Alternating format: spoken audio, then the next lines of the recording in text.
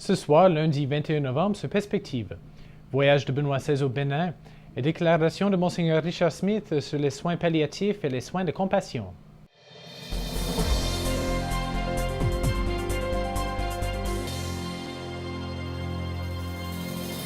Bonsoir, mesdames et messieurs, et bonne fête la présentation de Marie au Temple. Du 18 au 20 novembre dernier, Benoît XVI a voyagé au Bénin afin d'effectuer son deuxième voyage apostolique sur le continent africain. La visite du pape à ce petit pays avait pour but de remettre aux représentants des conférences épiscopales africaines l'exhortation apostolique Africhez Munus. Cette exhortation apostolique, qui sera un plan pastoral pour l'Église sur le continent africain, est le fruit du synode tenu au Vatican en octobre 2010 sur l'Afrique. Le voyage du pape au Bénin a été marqué par plusieurs moments forts. D'abord, le pape a eu l'occasion de rencontrer des Béninois engagés dans la politique. Par la suite, Benoît XVI a participé à une rencontre avec des séminaristes au grand séminaire à Ouidah, après avoir prié devant la tombe de son grand ami, le cardinal Bernardin Gantin. Benoît XVI a eu une rencontre privilégiée avec des enfants béninois au centre Paix et Joie.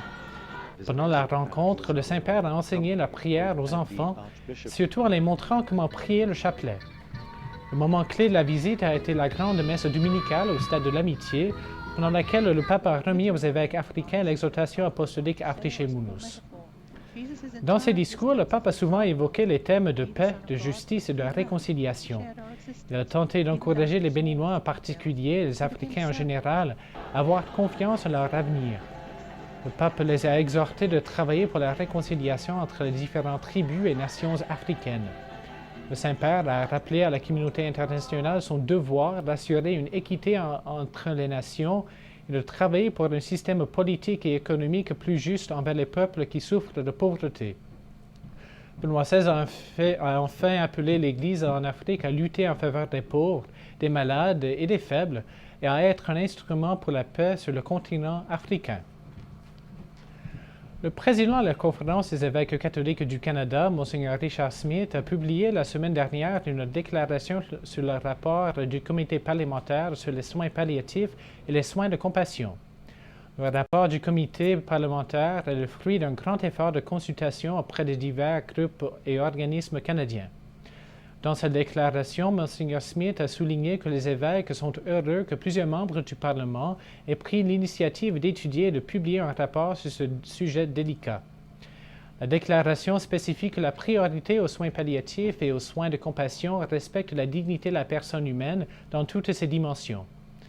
Monseigneur Smith termine sa déclaration en insistant que les évêques catholiques du Canada porteront une attention particulière à la façon dont les institutions nationales, provinciales et municipales mettront en place les recommandations du comité parlementaire. Vous pouvez lire la déclaration de Monseigneur Richard Smith dans son intégralité sur le site web de la CECC à cecc.ca.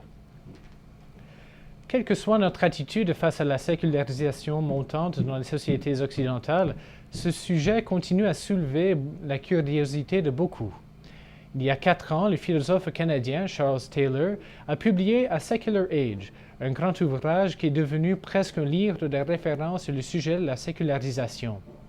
En mars 2011 est parue la traduction française de ce livre, portant le titre L'âge séculier.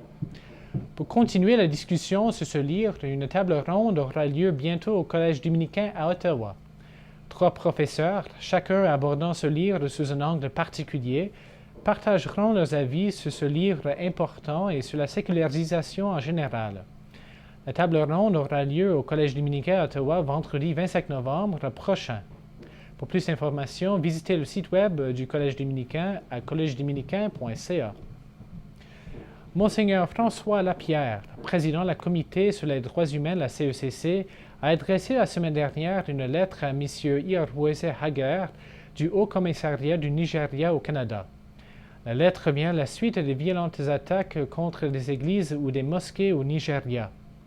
Dans sa lettre, Monseigneur Lapierre encourage le gouvernement du Nigeria à prendre les mesures nécessaires pour assurer à la population nigérienne le droit de vivre dans la paix et la sécurité.